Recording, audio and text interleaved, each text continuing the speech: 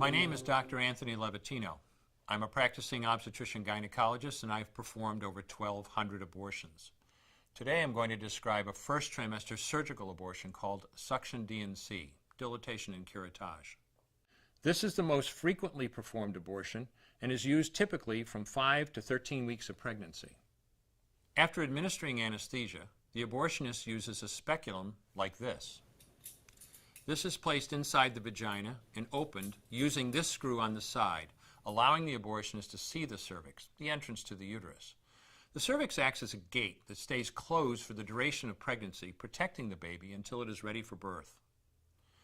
The abortionist uses a series of metal rods called dilators, like these, which increase in thickness, and inserts them into the cervix to dilate it, gaining access to the inside of the uterus where the baby resides.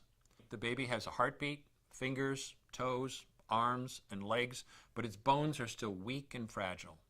The abortionist takes a suction catheter like this one. This is a 14 French suction catheter. It's clear plastic, about 9 inches long, and it has a hole through the center. It is inserted through the cervix into the uterus.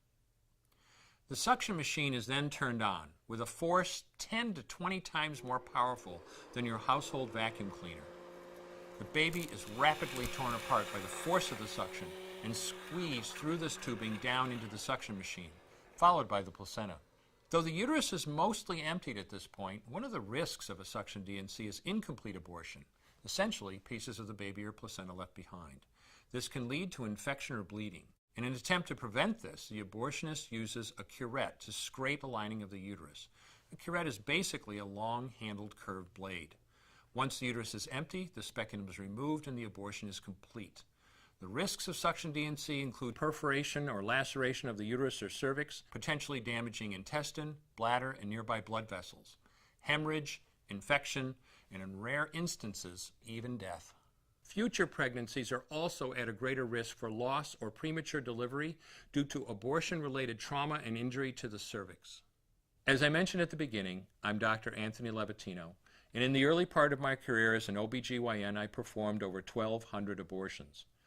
One day, after completing one of those abortions, I looked at the remains of a preborn child whose life I had ended, and all I could see was someone's son or daughter. I came to realize that killing a baby at any stage of pregnancy for any reason is wrong.